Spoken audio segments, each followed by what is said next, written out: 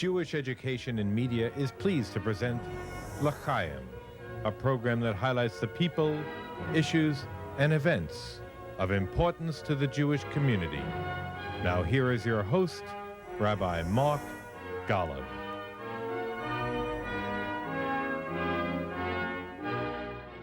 I'm Mark Golub. Welcome to part 2 of a discussion with a very special man, Uri Regev, President and CEO of HIddush, Freedom of Religion for Israel, an educational and advocacy effort that works in a partnership between Jews of Israel and Jews of the diaspora. Thank you again for joining us.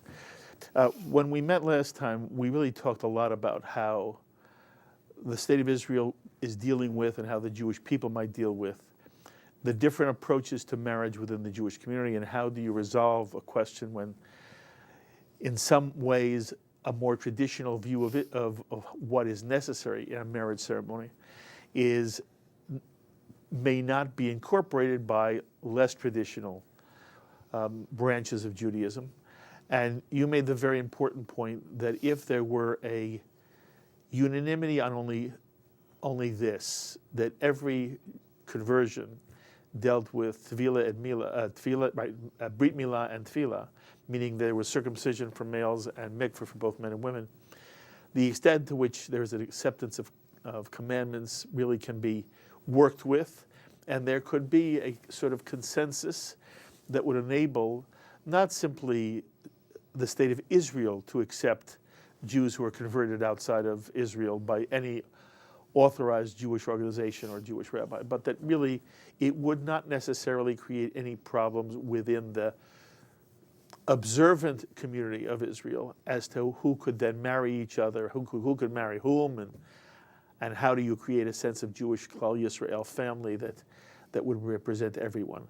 And that really is where we ended sort of the first part of the discussion. And I want to begin by simply asking you if there's anything you want to add to that part of our talk together. Thank you. There are actually 2 points that I wanted to add. One, of course, relates to the marriage and the mamzerut, the issue of illegitimacy, when a get is not required to terminate a marriage that started out with reform or conservative. And again, just because there may be some people who weren't there for part 1, if a woman is married under Jewish law and she has a ketubah, a wedding contract, and then she is divorced, but her husband does not give her a Jewish bill of divorce called a get, even though she may be civilly divorced, she is still married. And if she then marries a second Jew in a Jewish ceremony conducted by a non-Orthodox rabbi or even an Orthodox rabbi, although most Orthodox rabbis would not conduct a second wedding if she did not have a bill of divorce, a get. But if there is a rabbi who does marry her in a Jewish ceremony, as far as the official Jewish world is concerned, she is not legally married to the second man. And if they have any children, those children are not legitimate because she is still an adulteress since she's still married to the first husband. And any child of an adulterous relationship is illegitimate in the sense that they have a question of Jewish authenticity in their ability to marry another Jew. And within the Orthodox community, this is a major problem, which most non-Orthodox Jews, certainly the vast majority of American Jews, they're not sensitive to this issue at all. It means nothing to them. It's almost as if, what's wrong with us that we have these kind of rules? But the reality is that within the Orthodox community, these rules are important. And you're now speaking to the situation of what happens if there's a marriage without a get being obtained by a woman who then marries a second time. So I want to distinguish between instances where the marriage started out Orthodox and instances where it started out as a civil or reform marriage. In the case of Orthodox marriages, you just had a recent example here. It's a real problem, but it has nothing to do with freedom of marriage. It has nothing to do with reform or civil marriages. And that was the case where a couple divorced civilly, and the husband, who they were married halachically in an Orthodox setting before, and they are an Orthodox couple, The husband, for whatever reason, fled to Las Vegas and remarried in Las Vegas based on Heiter Mea Rabbanim, a permission that he got from 100 rabbis, refusing to release his wife through a get. Major problem. The Orthodox community has to deal with it. In Talmudic times, there were very creative ways of dealing with it. Absolutely. And Eliezer Berkowitz, whom we discussed before, wrote a book about Tnai Beget uVeNisuin, in which he suggested some of those Talmudic methods to be applied today in order to dissolve marriages in instances where moral consideration requires that we dissolve the marriage and not bastardize the children or chain the woman so that she would not be able to remarry. So we could have the discussion within the Orthodox context, within the halachic context, but there are greater experts than me for that. Even on this issue, it's not straightforward, as the writings of Rabbi Eliezer Berkowitz, of course, point out to us, or for that matter, the sacred work that Professor Blue Greenberg and her allies in Joffa and in Ikar are engaged in. On the civil and reform side, I think that there is a misunderstanding. The arguments that you voiced, not necessarily your arguments, but those that you conveyed, which I hear all the time, lose sight of one important element in the halachic tradition. We worry about the get, but we lose sight of the fact that from a halachic perspective, most of the halachic authorities say the reform marriage or the civil marriage in the first place are invalid in Jewish law. And therefore there is no need for a get and there is no fear of mamzerut, of illegitimacy of the children. Now, I actually tested it out. Years ago, in the 90s, I decided to check out what the position is. I assumed that if the halachic authorities rule that a reform marriage is valid, that's good. If they rule that reform marriages are not valid, that's good too, because of the argument that you raised. So I represented a couple that married with a reform rabbi and asked that their marriage be recognized so that it could be registered in the population registry.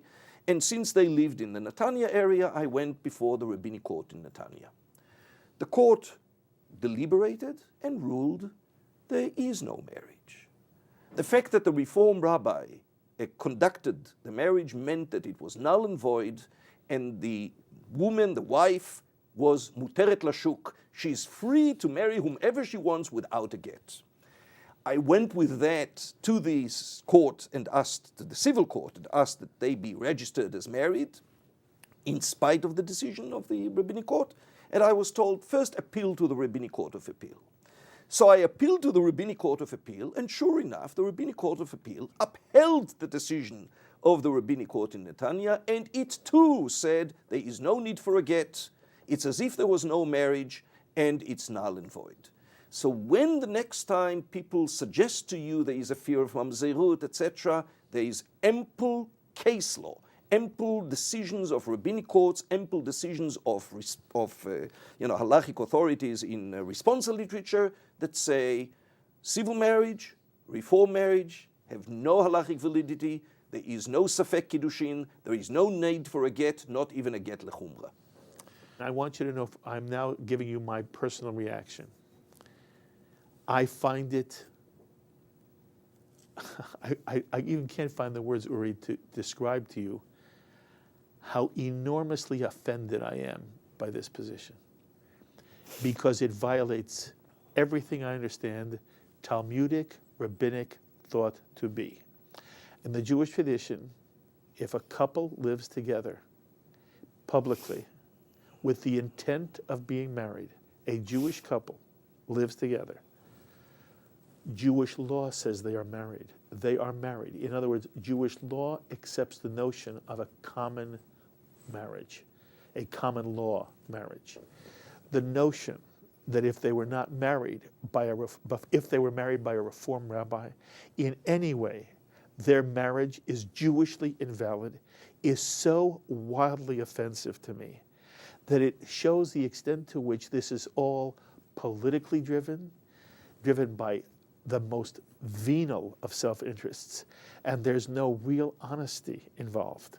And one of the reasons why I wanted you so badly to be at this table was that I have enormous regard for the best of Reform Judaism, the best of Conservative Judaism, and the best of Orthodoxy, and the best of Reconstructionist Judaism.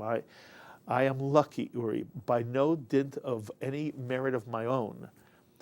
My background has in it Orthodoxy, Reform, Conservative, and Reconstructionist Judaism. And I have grown up understanding there is no such thing as one stream of authentic Judaism. Every expression of Judaism has insight and contributes to this whole of Klal Yisrael.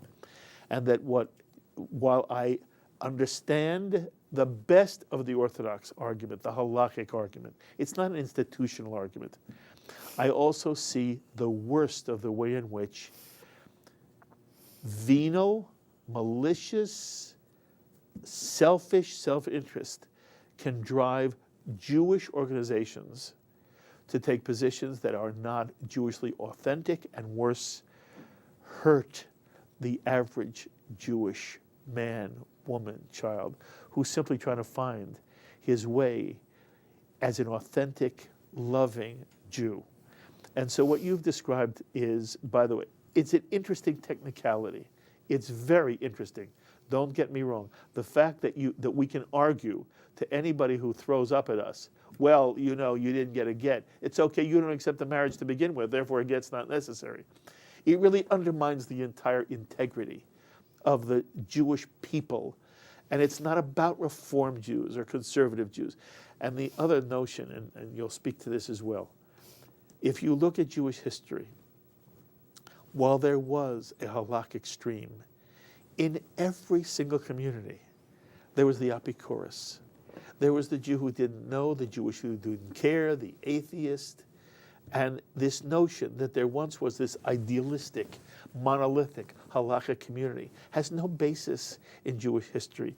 And the state of Israel, in my mind, is this glorious Jewish experiment of trying to bring under one roof which happens to be a nation state, but it's also a society of our own, where we say to every Jew, find your way as part of Klal Yisrael.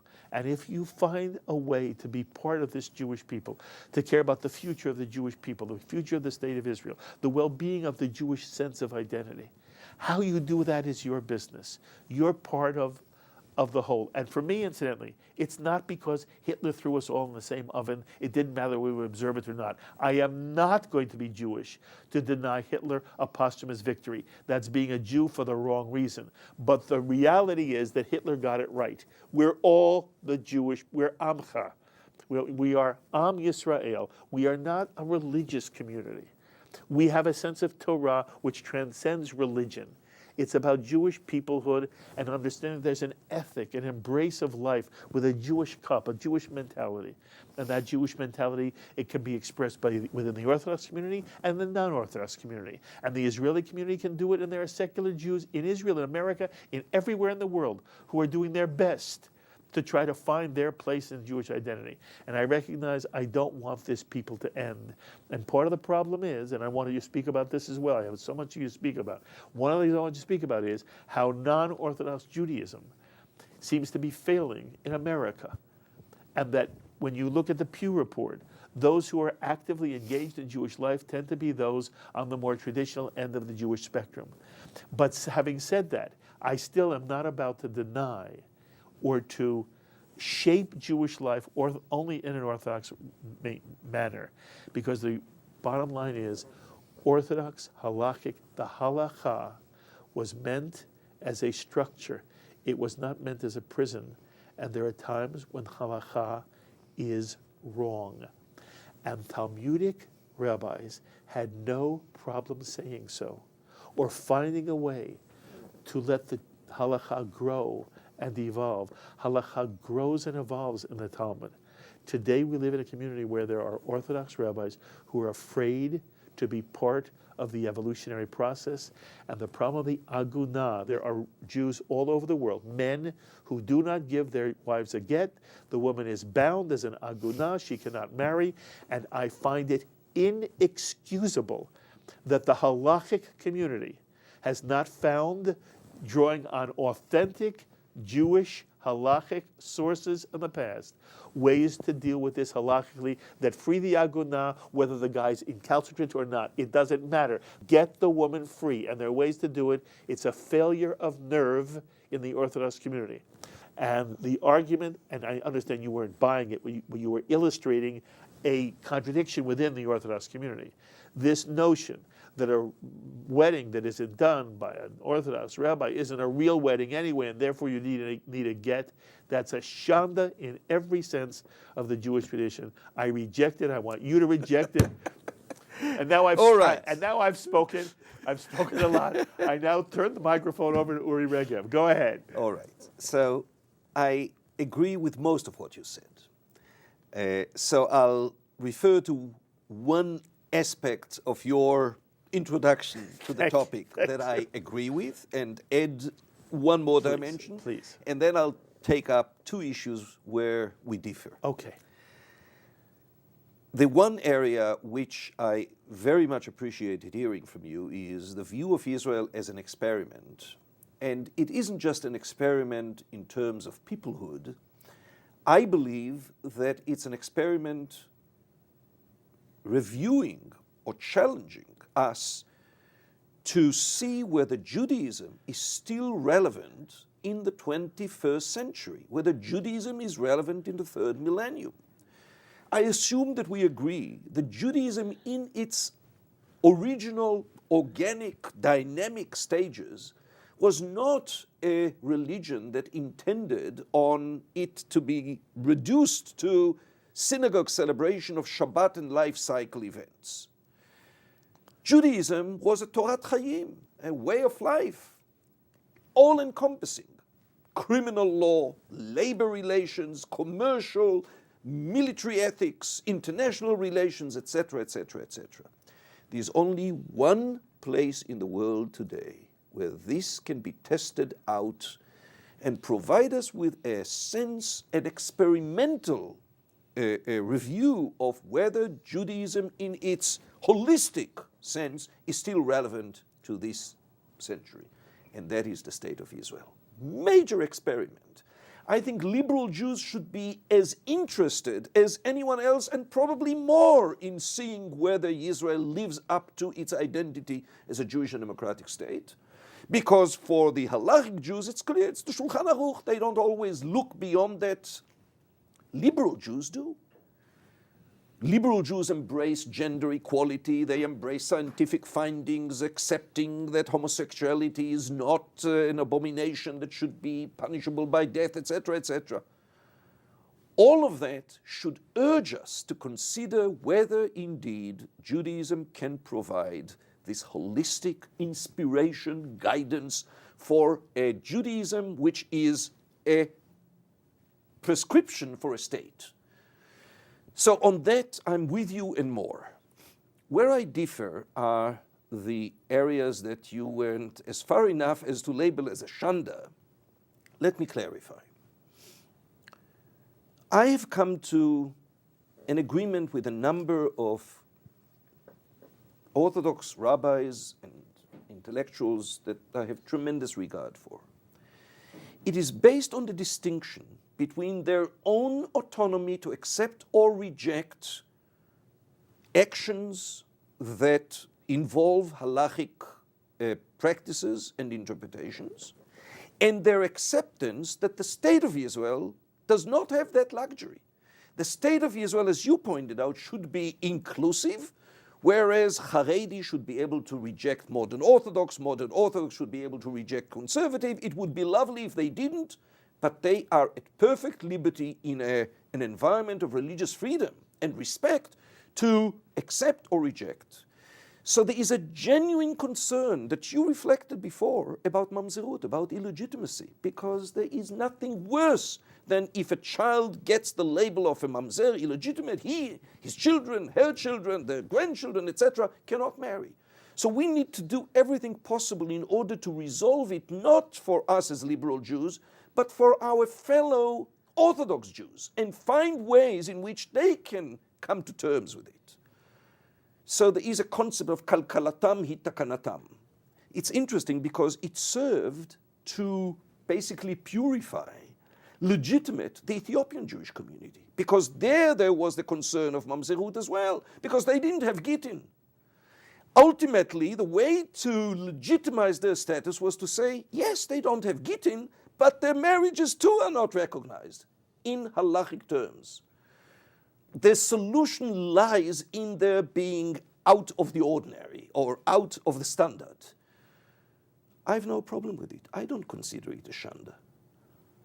I see it as a helpful way in which those who have a different interpretation of tradition than I am can come to terms with the different standards and practices that are employed by Reform and Conservative or secular or atheists.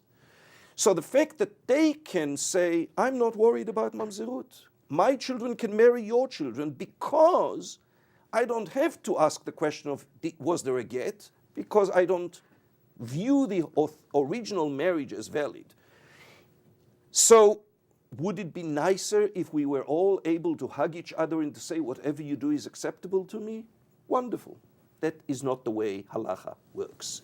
So if to find a solution to their halachic problem, to the halachic problem that you spoke about, I have to come to terms with the fact that the only solution is invalidate the marriage as well, from that perspective, their perspective, I'm fine with it, I'm not offended. Okay, I want a chance to respond, though. That's fine. On the other hand, the state of Israel is a different story. The state of Israel should recognize all these marriages as valid. No one in the state of Israel, and that's why we are so committed to a campaign of freedom of choice in marriage. Israel should recognize civil marriage. This is why these Orthodox scholars and why Rabbi Avi Weiss and Rabbi Riskin and others are advocating recognition of civil marriages, because that would bring together the civil rights, human rights perspective of the right to found a family and the ability of the Orthodox to say, we can live with it. Now, you said... How do the Orthodox say they can live with it? Exactly. You said they can live with it because How? they don't recognize the marriage. Right, that's right. Okay. But that's fine from their perspective. Okay, and but let me just say, and then I'll let you go on. Yeah. Because you slightly misunderstood because I wasn't clear enough. It was my fault. My criticism is not within the context of the state of Israel. My criticism is of a Jewish system of halakha, which I understand, isn't it nice that because they have this view, which is it's non-halakhic, you know they're wrong. Jewishly, if a man and a woman live together, they are married. No. Jewish law. No. Jewish law. No. That's what I wanted to get to. So let me first say why no, and then you can respond go ahead. to that. You see, what you are saying were true in the ancient past. It's based on a presumption, on a chazakah, that says, chazakah ein adam oseh bi'ilato bi'ilat znut. The presumption is that if one engages in intercourse, namely life together, sexual relationship together, he did not intend to do it as rendering it as using services of a harlot, but for the purpose of establishing a family unit. Now, this presumption, of course, was valid in places like Soviet Russia, where religious marriages were not permitted. It was valid at a time when people did not have intercourse until they were married. It has no validity whatsoever in the year 2014. I don't know where you get this notion. What? I don't know.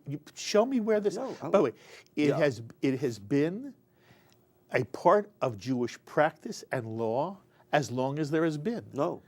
That if a couple lives together in a community as if they're married over a period of time, No. the community accepts them as married. What happens is, first of all, Why do you say no to me? I'm saying no because there are many decisions of both halachic authorities in the form of responsa literature and decisions of rabbinic courts in Israel, in which they looked at a civil marriage, the couple living together. This is common law marriage. It's not even a civil marriage. There was no ceremony whatsoever. That's fine. For the most part, when such instances arise, and there is need, for instance, the husband disappeared, or the couple separated and the wife remarried or didn't remarry but had child from someone other than her husband. Consistently, the rabbinic courts said that presumption doesn't apply. It's clear that this couple did not intend, the presumption is not that they intended to live together as a family unit. The presumption is that they intended to have kiddushei bi'ah.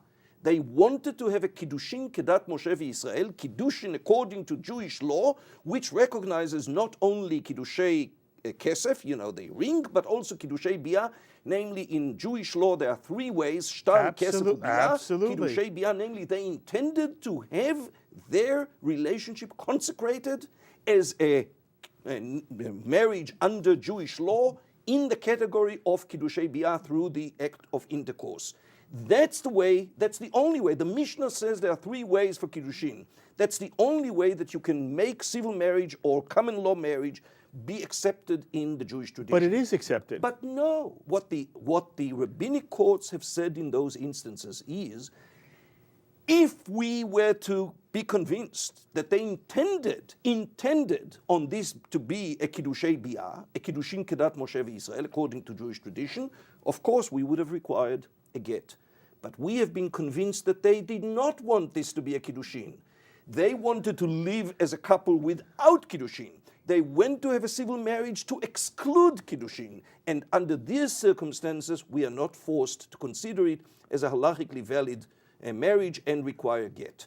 I can bring you, I don't disagree there. Yeah. But what I'm saying is the following, and it comes back to the initial example you gave. Yeah. It sounds to me as if there is a a higher purpose to accepting a notion that two Jews who were married, who had every intention of marriage, who lived as if they were married, there's a higher reason to say that they weren't married.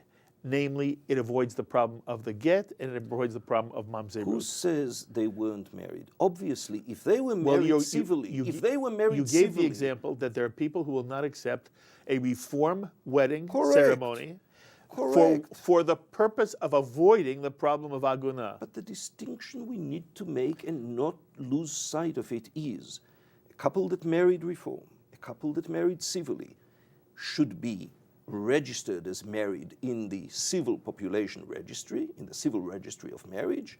They should remain being registered as married until their marriage is dissolved through a civil divorce.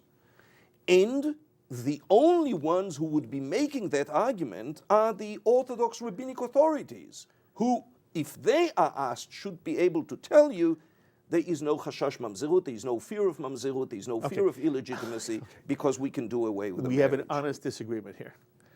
I understand why you want this to be true, because both of us want to avoid any mamzerut that we can.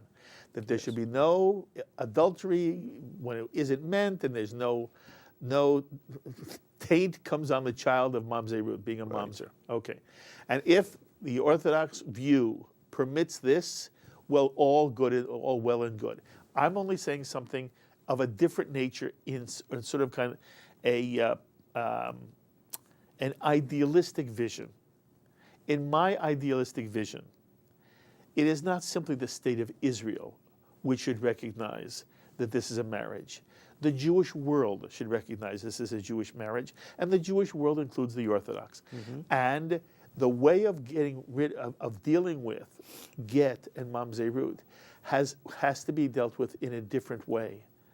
And in essence, I am being critical. My criticism is with a halachic process, that in certain areas of Orthodox life, there is no ability to let it grow and evolve even though if you look at the history of halakha from the Talmudic period on, there was always a notion of growth and evolution, and there were hierarchies of principles, and that one principle could, in some way, trump another principle.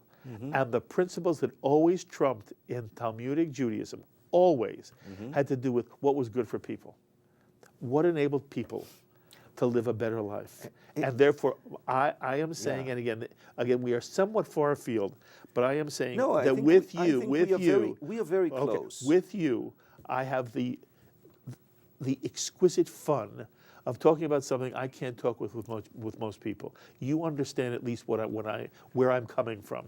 And I am saying that the real issue here is, in my mind, a failure of nerve within not the Shlomo Riskins and the Avi Weisses, who are the most lovely of people and will try to find an accommodation with you wherever they can. There is a line they will not cross. By the way, there's a line you won't cross, it turns out. You require certain things, which, again, I say to you, philosophically is a problem for you. Because if you draw a line here, then you have to understand there's somebody who has every right to draw a line here. Correct. Okay.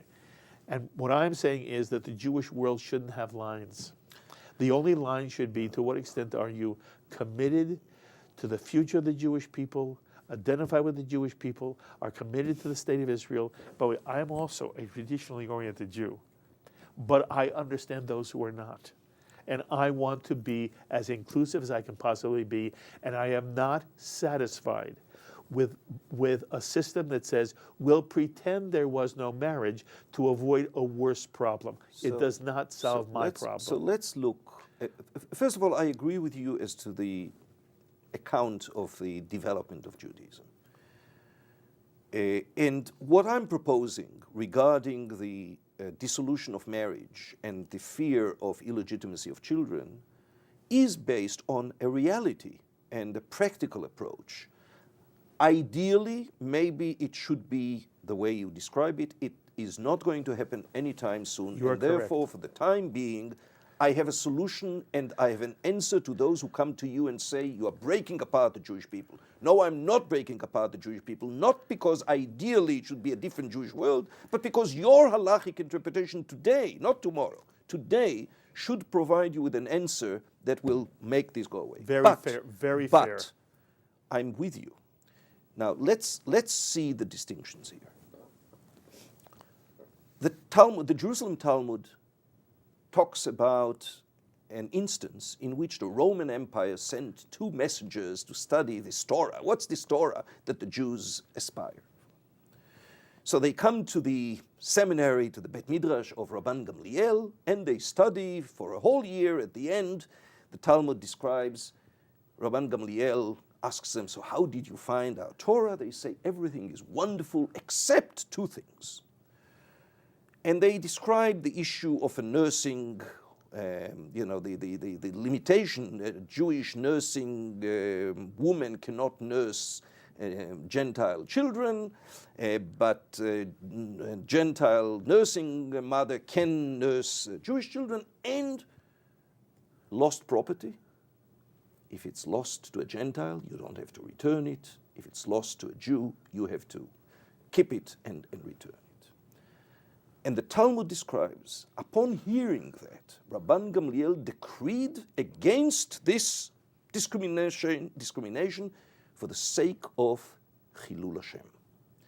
So you pointed out right that a major consideration is how it affects people, and not rule and not expect things that the majority of the public cannot accept or that cause major financial loss, etc., etc. But the overriding principle is Kiddush Hashem and Chilul Hashem. Things that advance the sanctification of the divine name, and things that can, if removed, prevent the desecration of the divine name, are this meta-halachic principle. So Rabban Gamliel didn't do it for the notion of peoplehood, but for the notion that the overriding obligation for us as Jews is sanctifying the divine name. And if such discrimination is seen as demeaning, even though it's in the Torah, we should do away with it. So I'm with you now. By the way, isn't that a marvelous passage? Of course and it a is. marvelous lesson? It is in the Jerusalem Talmud, not in the Bavli. Yes. So let me talk about the Bavli. So we find the archetype of controversy being that between Hillel and Shammai and between the school of Hillel and the school of Shammai. So on the one hand, we find that they differed from each other on major issues, including issues that led to mamzerut. And nevertheless, they were able to coexist in peace and harmony and respect each other and marry into each other because they applied the principle of chiba, of shalom ve'riut, of peace and comradeship. The Tosfot explain, how is that possible? There was the issue of mamzerut. How could they marry into each other? And the answer is, they disclosed to each other and they said, these children are legitimate, are kosher in our interpretation, but are not in your interpretation. And so long as there was this honest disclosure, they could marry each other. So ideally, you would have said, all right, that's my interpretation, your interpretation is different, I respect your interpretation, and there is no issue of illegitimacy. That's not what they said. They said, we respect each other, we respect your halachic interpretation, which is more rigid than mine or more lenient than mine, and we will go around that respecting our differences. So I'm suggesting they didn't feel that it's a shanda, they didn't feel that it was offensive, they felt that it was legitimate to have different Jewish groups pursue different religious interpretation, and that shouldn't cause us to reject everybody else, because there are some whom our system doesn't accept. So far, so good. There is a passage in both the Babylonian Talmud and the Jerusalem Talmud which is not taught, certainly not taught in schools. And it speaks about this anomaly, because usually halacha was decided according to the school of Hillel. More lenient and more inclusive and more tolerant, etc. But the Talmud records that there was an instance in which 18 issues of dispute were decided according to the school of Shammai. And you find it in Tractate Shabbat, in the Babylonian and Jerusalem Talmud. Now you read this account and you are, it's mind-boggling. Because the Babylonian Talmud says that this happened on an occasion when they went to visit a fellow sage who was sick, Hananiah ben Garon, and they visited him, and during that time, obviously, they continued their study, continued their consideration of halachic norms, and made decision on these 18 issues. And the Talmud says, "V'haya kashe oto hayom liYisrael ki yom shena'asa bo ha'egel." And this was as horrific, as harsh to the Jewish people, the 18 things that were decided according to the school of Shammai, as the day on which the golden calf was created. V'cherev nin'atza bevet hamidrash. This unclear statement, and there was a sword that was sort of stuck in the floor of the Beit Midrash. The Jerusalem Talmud is more explicit. It says, "V'hayu talmidei Beit Shammai horgim betalmidei Beit Hillel," and the disciples of the school of Shammai were killing the disciples of the school of Hillel over this halachic dispute. The traditional interpreters of the Jerusalem Talmud explain it and say, no, it wasn't that. Obviously, you can't expect that these sages would kill each other. No, it was something else. What was it? It so happened, now, the halachic process of decision-making is based on majority decision among the sages. So happened that some went out to pee, some went out to smoke, some went out to breathe some fresh air, whatever it was. And there was a momentary majority in the room to those who belonged to the school of Shammai. And they stood at the door with swords and said, he who is out is not going to go in, who is in is not going to go out. We take a vote now. And of course, nobody tried to come in. So nobody was killed. But you read this description and you realize that what they have done is force their point of view with the use of physical threat, something that resembles some of the extortionist measures used by religious parties in the Knesset today to get their way against the will of the majority in Israel. What I'm suggesting is there are different ways in the tradition of resolving disputes. One can be through respect and comradeship and to agree to disagree. Another is to force your opinion. So let's not idealize the past. Let's understand that the trend of different ways of dealing with conflict goes back to the authentic rabbinic tradition and exists to this very day. And let's hope that we all be guided by the spirit of mutual respect and acceptance, rather than the view that says every means is kosher, even physical violence, even extortion, in order to drive our point of view and make it the law. Do I understand you're suggesting that when I said a certain kind of attitude in the Orthodox world about how halacha operates is a shanda, that offended you, and the way you sought to counter what I said was to use an example where Hillel and Shammai disagreed about an issue that related to mamzerut, and that in the end they said to each other, as long as we disclose who the mamzers may be to you, we will let everybody marry each other. Okay. And what you're suggesting is that that is a better way of handling it than someone standing where I stood and said something was a shanda. I don't see a contradiction, first of all. And second, the situation we face now is not where the side that is more to the right, the more Shammai-ish side, is saying, I'm going to disclose, and by the way, once I disclose, we'll live together. There's no side saying that. Therefore, for you to use that as sort of a criticism of my saying it's a shanda is not fair to me. If we lived in the world that you described in this Talmudic passage and commentary, I'd have no trouble, because then we'd be living in a world that really reflects the ideal that I'm trying to describe. But as long as I live in a world where you have to fight this fight in the state of Israel because of there is a political reality to the Jewish observance world of the state of Israel that has been hijacked and has been kidnapped and is ruled with a ruthlessness by the ultra-Orthodox, not the Shlomo Riskins of Israel, who think he is not a legitimate Orthodox rabbi, but by the ultra-Orthodox, you have no right to describe what I said as a shanda in critical terms. Well, I can respect that, and let me tell you how that plays out in Israel, because we may have a slightly different interpretation here as to what religious freedom requires. There are 6 chief rabbis in Israel, chief city rabbis, Ashkelon, Rehovot, Ashdod, Eilat. And in their capacity as chief rabbis, they are in charge of registration of couples for marriage in their cities, who refuse to register for marriage couples where one of the spouses converted to Judaism under the auspices of the chief rabbinate. Why? Because they hold that the chief rabbinate is too liberal. Over the issue not of milah tvila, but circumcision or ritual immersion, but over the issue of Kabbalat mitzvot. Because the reality is, most of the people who convert today in the special Batei Din are not genuinely accepting the yoke of mitzvot. And those 5 or 6 chief rabbis have a strict interpretation of Jewish law and conversion law and say, if there is not a genuine acceptance of the yoke of mitzvot, that conversion is null and void, and therefore the person is not Jewish, and therefore I won't register him for marriage.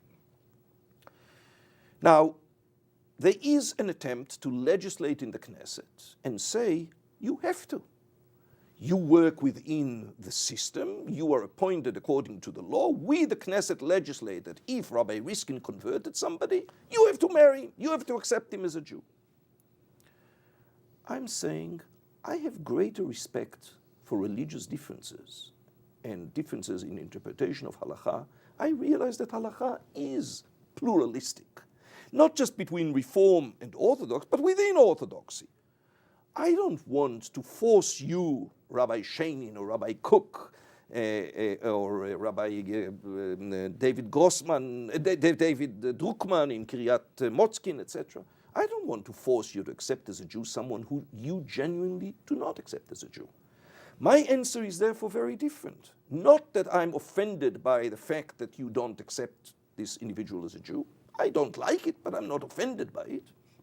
but rather we need to do away with the concept of a chief rabbinate. Everyone should be able to turn to rabbinic authority of their choice. The state of Israel is not and should not be in the business of empowering one rabbi. More lenient, less lenient, doesn't make any difference. Even the more lenient will turn out to be not sufficiently lenient when it comes to others. The state of Israel has no business empowering any rabbis over the whole of the Jewish community. So you feel that the ideal is that Rabbi Sheinin or Rabbi Cook should exercise a more liberal interpretation of halakha, should be accepting. No, I just want him to do exactly what was done by Shammai in the example you gave. Shammai didn't compromise on his sense of mamzerut. That's very true. I would have ideally liked Of that. course. By the way, you weren't offended, but I'm sure you were disappointed. Disappointed is a much better word than offended. That's fine. Disappointed. That's fine. That's something I can accept. The point being that the answer is not. Ideally, we should all be embracing this notion of chiba ve'reut nahagu ze baze, comradeship, and still retain our own affection. sense in our own community of what is our own standards, but we don't impose it upon others. Exactly. And we say, give me my integrity, and that's what you're respecting, the integrity of this rabbi within his own community, and I respect that. And I think, by the way, again, I don't mean to keep on embarrassing you, but what our audience has to understand is, very often you don't hear from those who represent your overall position a respect for the other. In this case, the other is more observant or more committed in their mind to a certain kind of orthodoxy. And you give them their integrity. I have enormous regard for you for that. At the same time, what you're saying is it can't be the standard of Israeli law when it comes to matters of divorce, marriage, conversion. Who is a Jew? Correct. Okay. By the way, kashrut as well. Yes. I mean, kashrut has become a real shanda. I mean, we didn't discuss that, but in what way? In what way? Well, in America, what you have is different kashrut groups give their certification, and the only requirement under the law is that there be clear disclosure of who the authority that gave the kashrut is. Now, there is, of course, a remedy when we involve fraud. That's a different story. It's a criminal offense. In Israel, the law, the civil law, gives monopoly to the chief rabbinate over kashrut. And the result is, and this is something I'm now engaged with vis-a-vis the Minister of Religious Services and the Attorney General, to the extent that they abuse their authority to certify food as kosher and say to hotels, for instance, you are not allowed to have a private party in a private hall using music on Shabbat, or else we'll lift your kashrut certification. Or years ago, the rabbinate threatened the hotel that was about to hold a reception for the Women of the Wall, and threatened them that if they allow this reception to take place, they will take away their kashrut. So what we see is the rabbinate abusing its authority, and the only remedy against that is, again, to say, take your kashrut from whoever you want. The state has no business interfering and making one rabbinic group have the monopoly over everybody else. Okay, so after this battle you and I are in, not with each other, but with the way in which halakha works, and what we would love to see, and by the way, the bottom line for both of us is, this shouldn't be ruled by a chief rabbinate of Israel.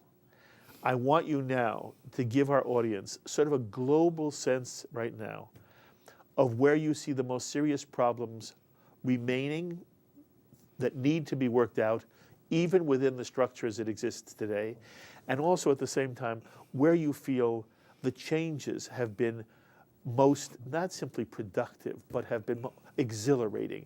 And in America, we see things, it's all about how the media presents it. So the wall and Sharansky's new section of the wall is almost the only thing that is used as the model of the problems that we're describing, which go much, much further than where you stand at the Western Wall and which part of the Western Wall is the most sacred, blah, blah, blah. But I want now, sort of like in the most sociological terms, in the easiest terms for people to understand, where do things stand today in the overall struggle for religious pluralism and to give Jews a right to be who they are in the state of Israel? Where have you had success, and what battles are you still fighting? Well, first of all, we have seen progress made in recent years at an accelerating pace, both on the legal side with court rulings on a variety of issues. Most recently, and you used that example before, it's not the rabbinate anymore that decides what rabbis are going to be receiving salaries, but the Supreme Court responded to a petition that was submitted on behalf of Rabbanim Ezorim, regional rabbis in regional councils, as now there is a pending petition regarding city rabbis. And the court said, we, the civil judiciary, is not going to uphold a discriminatory practice. And this is just one more example of progress made in the last year or so. Similarly, this shanda of mass exemption from military service with a claim that we study Torah and therefore we can't be bothered to be part of the defense of the country and the people. This is now has come to a halt potentially with a landmark decision of the Supreme Court in February of 2012 that said the violation of the principle of equality is so drastic, so dramatic, that it cannot be justified. This is unconstitutional to the point that this law cannot remain in the codex of the State of Israel, and the Knesset can no longer extend it, and that's where we now have the debates over the draft law. We didn't speak about it, that's a different issue. So progress is being made to a great degree. It's made either by the courts, who have been a beacon of light in a variety of issues of this nature, or by growing pressure coming from both Israelis and diaspora Jews, mostly American Jews. And we see that in the example of the draft, talking about pressure coming from within Israel, or the Women of the Wall, talking about pressure coming from American Jewry. So on the one hand, there has been progress. There has been progress that has been achieved as a combination of the work that we have done, exposing these issues to the general public through the media, through our legal work, through the legal work of others, and outreach to policymakers and public opinion holders. And the realization on the part, and that you asked me about, joy seeing progress, the developments that I see here after a long time in which Jewish leadership refused to even discuss these issues that we have discussed here, other than who is a Jew. We now see both the Jewish Federations of North America and the Jewish Public Policy Institute and the American Jewish Committee with others working in this very direction, namely saying it's time we do discuss it, it's time we use our pressure to bring about progress in Israel in partnership with Israelis. The area where I see the need to focus on is the right to family. And we have created a website, a special website dedicated to this issue, marriage.hiddush.org, in which we analyzed the state of marriage freedom in all the countries of the world. And we coded it in 3 colors, black, gray, and white. And the embarrassing truth is there are 45 countries that deny their citizens the right to marry in the world. The one and only democracy that does it is the State of Israel. And when you look at the black on this global map, you realize it's a pretty undesirable neighborhood. 67% of the countries that do that are countries that impose the Sharia law. That's not the neighborhood that Israel should be in. So we are now, with partners in the Reform, Conservative, Secular, and Modern Orthodox community, are working to launch a campaign in Israel. And there is going to be a parallel campaign launched in America for freedom of choice in marriage. There is nothing that I believe is more immediate, important, because it touches the core of Jewish peoplehood, as you described it. A Israel that denies legitimacy of the majority of the children growing up in the Jewish community is an Israel which is a threat to Jewish peoplehood, not an asset to Jewish peoplehood. And Israelis are up in arms over this very issue. So if you ask me what's ahead, I think that the focused effort in the coming months is going to be on the right to marry. And I hope we'll find many more partners in this undertaking, both in Israel and here in America. You know, you are Yotzei min haklal. You are extraordinary. I told you when we sat down, the only reason I was going to let you sit down was because you had to promise me before we began. Usually I say this at the end of an interview. Before you sat down, I said, you must promise that you'll come back. It has been just exhilarating to be able to sit with you and share ideas with you and bat around ideas and enable you to present the complexity of a situation which is at the core of who we're going to be as the Jewish people progress. You are doing something of immense value. And you are just, again, there's no better voice on the world Jewish scene than Uri Regev, your voice. And I am so grateful for the time. Kol tu v'hatzlacha. Thank you, Mark. And to that I'll say both Amen and L'chaim. Yeah. Well done. My conversation with Uri Regev, President and CEO of HIddush, an organization dedicated to freedom of religion for Israel. I hope he has, been able to define for you some of the complex issues of Jewish life in Israel today and give you a better sense of what's going on in the realm of Jewish pluralism in the state of Israel. And again, these are complex issues, and we talk for hours, and yet there's so much more to talk about. Of course, I love to hear your reactions to the things Uri Regev had to say on this edition of L'chaim. To what extent does Uri speak for you?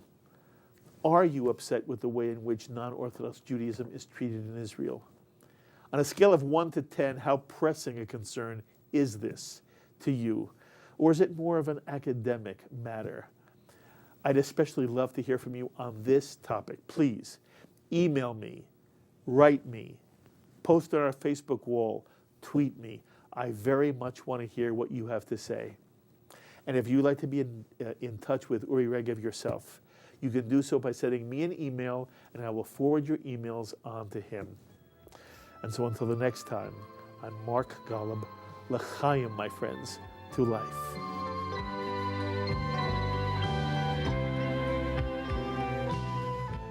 We would be pleased to send a complimentary DVD of this program to anyone who wishes to support Shalom TV with a tax-deductible gift of $36, double high or more, to the nonprofit organization Jewish Education in Media. Simply visit the Shalom TV website homepage and click on the Donate button to make a donation by PayPal or your credit card. And please indicate the program for which you would like a DVD. Or you can send your tax-deductible check made out to GEM. To GEM, Post Office Box 180, Riverdale Station, Bronx, New York, 10471. And again, please remember to indicate which program you would like to receive on DVD with our compliments. And we thank you for your kind support. L'chaim is a presentation of Jewish Education in Media.